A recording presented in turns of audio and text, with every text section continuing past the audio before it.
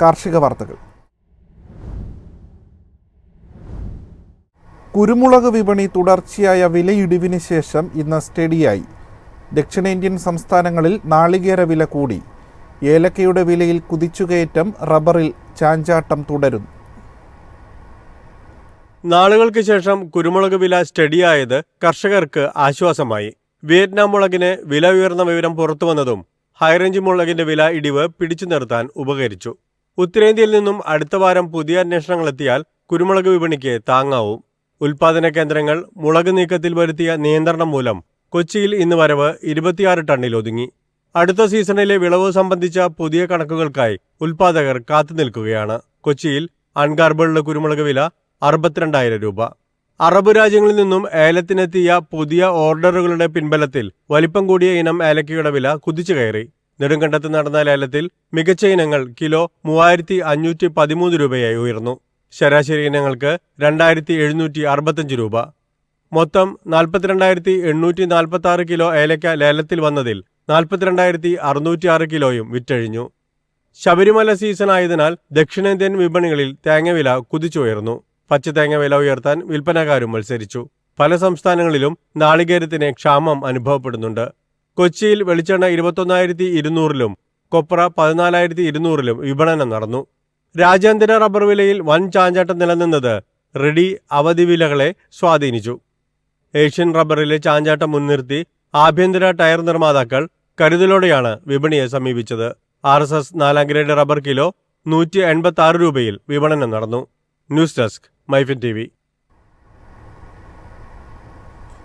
ഇന്ത്യയിൽ നിന്നുള്ള ശീതീകരിച്ച ചെമ്മീൻ കയറ്റുമതിക്ക് തീരുവ നടപ്പിലാക്കാൻ അമേരിക്ക. കൗണ്ടർ വെയിലിംഗ് ഡ്യൂട്ടി നടപ്പിലാക്കാൻ US ഇന്റർനാഷണൽ ട്രേഡ് കമ്മീഷൻ പച്ചക്കൊടി കാണിച്ചിരിക്കുകയാണ്. ഉൽപ്പന്നങ്ങളുടെ ഇറക്കുമതി മൂലം US വ്യവസായത്തെ പ്രതികൂലമായി ബാധിക്കുമെന്ന നിഗമനത്തെ തുടർന്നാണ് തീരുവ നടപ്പിലാക്കാനുള്ള നീക്കം നടക്കുന്നത്.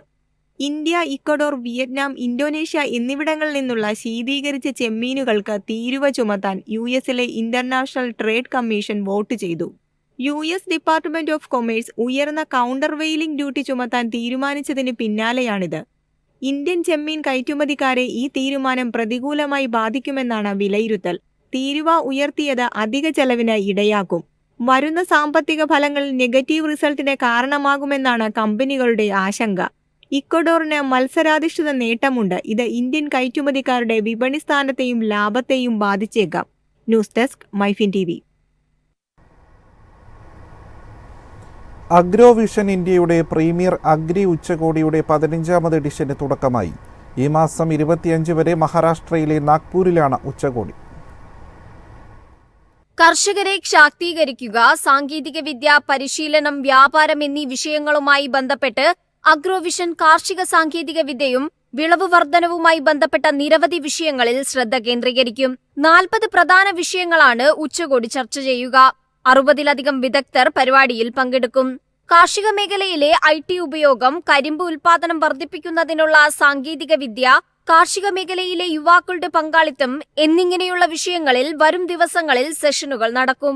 ഭക്ഷ്യസംസ്കരണം, ഓറഞ്ച് ഉൽപാദനം, മത്സ്യബന്ധനം, കർഷക ഉൽപാദക സംഘടനകൾ എന്നിവയുൾപ്പെടെ 6 പ്രധാന വിഷയങ്ങളിൽ പ്രത്യേക ചർച്ചകൾ സംഘടിപ്പിക്കും. ഇന്ത്യയിലുടനീളമുള്ള കർഷകർക്ക് അറിവും വൈദഗ്ധ്യവും കൈമാറുന്നതിനുള്ള പ്ലാറ്റ്ഫോമാണ് Agrovision. News desk Myfin TV. Australian consul general Harrisons Malayalam Kochi office സന്ദർശിച്ചു. ദക്ഷിണേന്ത്യൻ സംസ്ഥാനങ്ങളുമായുള്ള ഉഭയകക്ഷി വ്യാപാര ബന്ധം ശക്തിപ്പെടുത്തുന്നതിന്റെ ഭാഗമായാണ് സന്ദർശനം. ദക്ഷിണേന്ത്യൻ സംസ്ഥാനങ്ങളുമായുള്ള ഉഭയകക്ഷി വ്യാപാര ബന്ധം ശക്തിപ്പെടുത്തുന്നതിന്റെ ഭാഗമായാണ് ഹാരിസൺസ് മലയാളം ലിമിറ്റഡിന്റെ കൊച്ചി ഓഫീസ് ദക്ഷിണേന്ത്യയിലെ ഓസ്ട്രേലിയൻ കോൺസൽ ജനറൽ സെലായിസാക്കി സന്ദർശിച്ചത്. ഇന്ത്യയിൽ നിന്ന് ഓസ്ട്രേലിയയിലേക്ക് ഹോർട്ടിക്കൾച്ചറൽ ഉൽപ്പന്നങ്ങൾ വിപണനം ചെയ്യുന്നതിന് ആവശ്യമായ പിന്തുണ കോൺസൽ ജനറൽ വാഗ്ദാനം ചെയ്തിട്ടുണ്ട്. ഓസ്ട്രേലിയൻ ഗവേഷണ വികസന മാനദണ്ഡങ്ങൾ ഇന്ത്യയിൽ നടപ്പിലാക്കുന്നതിനുള്ള സാധ്യതയും പരിശോധിക്കും. കഴിഞ്ഞ 5 വർഷത്തിനിടെ ഇന്ത്യയും ഓസ്ട്രേലിയയും തമ്മിലുള്ള വ്യാപാരം 67% വർദ്ധിച്ചിട്ടുണ്ടെന്നും കൂടുതൽ വളർച്ചയ്ക്ക് വലിയ സാധ്യതയുണ്ടെന്നും സിലായിസാക്കി പറഞ്ഞു. ഹാരിസൺസ് മലയാളം തോട്ടങ്ങളിൽ നടപ്പാക്കിയ സുസ്ഥിര വികസന പരിപാടികളെയും ആർട്ടിഫിഷ്യൽ ഇന്റലിജൻസിന്റെ ഉപയോഗത്തെയും കോൺസൽ ജനറൽ പ്രശംസിച്ചു. News desk Myfin TV. പ്രാഥമിക ക്ഷീരസംഘങ്ങളിൽ കർഷകർക്ക് കന്നുകാലികളെ ഇൻഷുർ ചെയ്യുന്നതിന് 1000 രൂപ പ്രീമിയം സബ്സിഡിയുമായി മിൽമ. തൃശൂർ, എറണാകുളം, കോട്ടയം, ഇടുക്കി ജില്ലകളിലെ കർഷകർക്കാണ് ഈ നേട്ടം. മിൽമ എറണാകുളം മേഖലാ യൂണിയന്റെ പ്രവർത്തന പരിധിയിൽ വരുന്ന തൃശൂർ, എറണാകുളം, കോട്ടയം, ഇടുക്കി ജില്ലകളിലെ 1000-ഓളം പ്രാഥമിക ക്ഷീരസംഘങ്ങളിലെ കർഷകർക്ക് കന്നുകാലികളെ ഇൻഷുർ ചെയ്യുന്നതിന് 1000 രൂപ പ്രീമിയം സബ്സിഡി നൽകാൻ മേഖലാ യൂണിയൻ തീരുമാനിച്ചു. പദ്ധതിയിൽ ഒരു പശുവിന് 500 രൂപ നിരക്കിൽ നൽകുന്ന പ്രീമിയം സബ്സിഡി 1000 രൂപയായി വർദ്ധിപ്പിക്കാനാണ് മേഖലാ യൂണിയൻ ഭരണസമിതി തീരുമാനമെടുത്തതെന്ന് ചെയർമാൻ MT ജയൻ അറിയിച്ചു. ഒരു കർഷകന് 4 പശുവിന് വരെയാണ് പ്രീമിയം സബ്സിഡി നൽകുക. മേഖലാ യൂണിയന്റെ സമ്പൂർണ്ണ ഇൻഷുറൻസ് പദ്ധതി പ്രകാരം മിൽമയുടെ വെറ്റിനറി ഡോക്ടർമാർ മുഖേന പ്രാഥമിക സംഘങ്ങളിൽ നടപ്പിലാക്കുന്ന കന്നുകാലി ഇൻഷുറൻസ് ക്യാമ്പിൽ 6 മാസത്തേക്കുള്ള മിനറൽ മിക്സ്ചർ ഉൾപ്പെടെയുള്ള ആനുകൂല്യങ്ങൾ നൽകിവരുന്നു. ഡിസംബർ 1 മുതൽ മേഖലാ യൂണിയൻ മാനദണ്ഡങ്ങൾക്കനുസരിച്ച് കിലോഗ്രാമിന് 2 രൂപ നിരക്കിൽ സംഘങ്ങൾക്ക് വൈക്കോൽ നൽകുന്ന പദ്ധതി പുനരാരംഭിക്കും. കിലോഗ്രാമിന് 2 രൂപ നിരക്കിൽ സബ്സിഡി നൽകി വരുന്ന സൈലേജ് വിതരണവും തുടരുമെന്ന് MT ജയൻ അറിയിച്ചു. News desk Myfin TV. കമ്പോള നിലവാരം. ഇന്നത്തെ കമ്പോള നിലവാരം.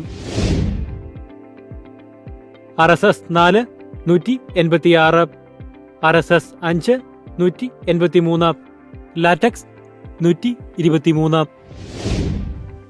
ജാതിക്ക 380, ജാതിപത്രി 2000 മുതൽ 2100 വരെ, ഗ്രാമ്പു 900,